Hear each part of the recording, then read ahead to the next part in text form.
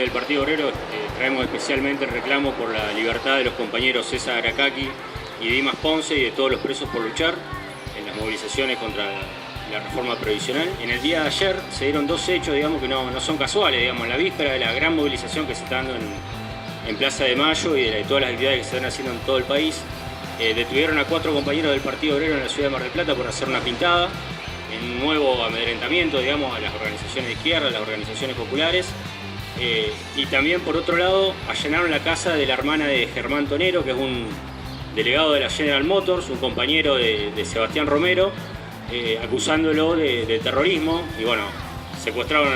computadoras personales y distintas cuestiones, digamos, en otro hecho gravísimo que se está dando, digamos, en esta escalada represiva del macrismo, que si empezamos a enumerar de lo que fue la desaparición seguida de muerte de Santiago para acá, digamos, podríamos estar toda la radio abierta hablando de hechos que han ido sucediendo. Vamos a leer las organizaciones que adhieren a esta actividad: la Multisectorial por los Derechos Humanos, el Plenario Obrero y Popular, el PCR, el MST, el PTS,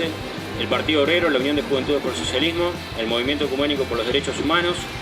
el Movimiento Evita, la CETEP Santa Fe, el Partido Comunista, la FEDE, el CIPREVA, la Asociación de Prensa de Santa Fe, la Liga Argentina por los Derechos del Hombre, el Frente Gremial 4 de Abril. Es muy importante que hoy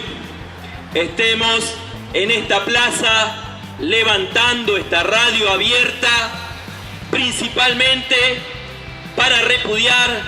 estos ensayos represivos, estos intentos de criminalizar a los luchadores y de amedrentar al movimiento popular y a los trabajadores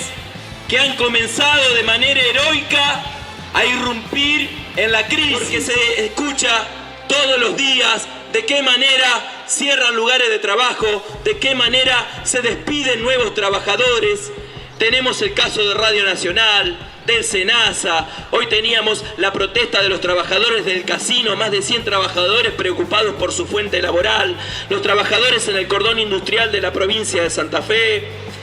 fabricaciones militares. Tenemos un reguero de nuevos conflictos donde los trabajadores empiezan a levantar la cabeza y a intervenir. Eso fue lo que ha hecho preocupar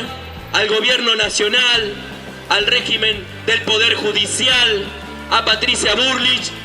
a las burocracias sindicales, el día 18 y el día 14, cuando a pesar de las direcciones que llamaban a desmovilizar, con paros totalmente testimoniales, como un saludo a la bandera, los trabajadores de todas maneras se movilizaron masivamente,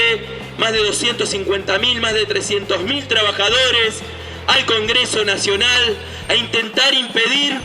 que se vote este saqueo contra los jubilados, este saqueo contra el conjunto de la población trabajadora y contra el pueblo. Porque desde principio de año venimos comprobando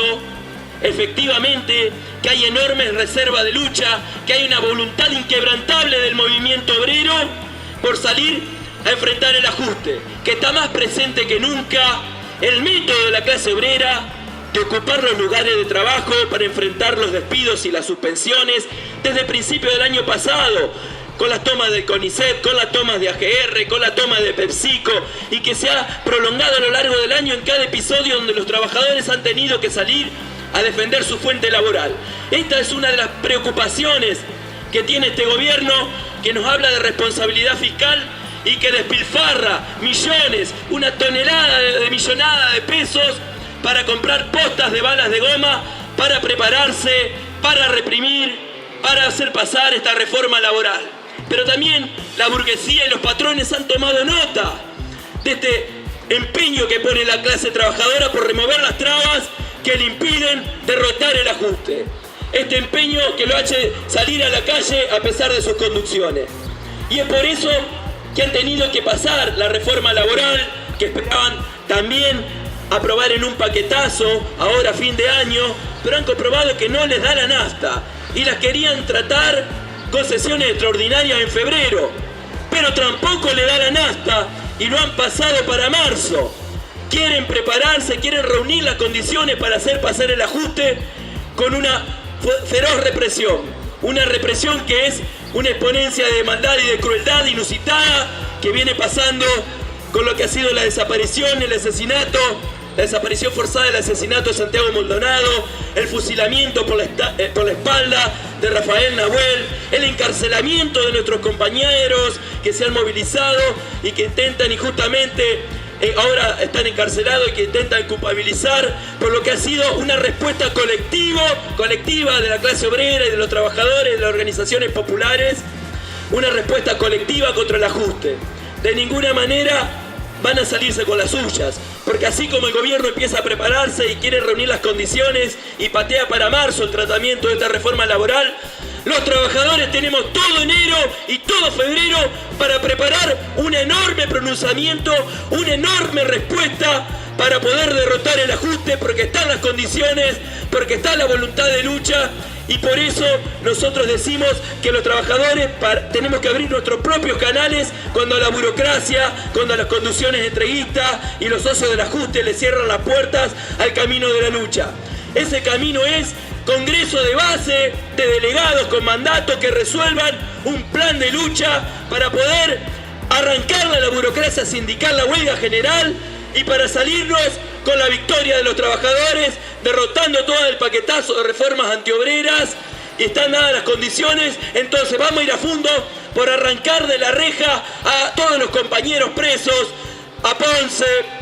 a Aracaqui, a todos los compañeros que están detenidos desde el 14, con la movilización popular que hoy se desarrolla a lo largo y ancho del país, y con el plan de lucha que ya estamos poniendo en pie las organizaciones populares, que no transamos, que no damos tregua, que no somos socios del ajuste y que no nos tomamos vacaciones, y enero y febrero será la preparación para poder derrotar la reforma laboral, para que no pase el ajuste ni las reformas antiobreras. Adelante, compañeros.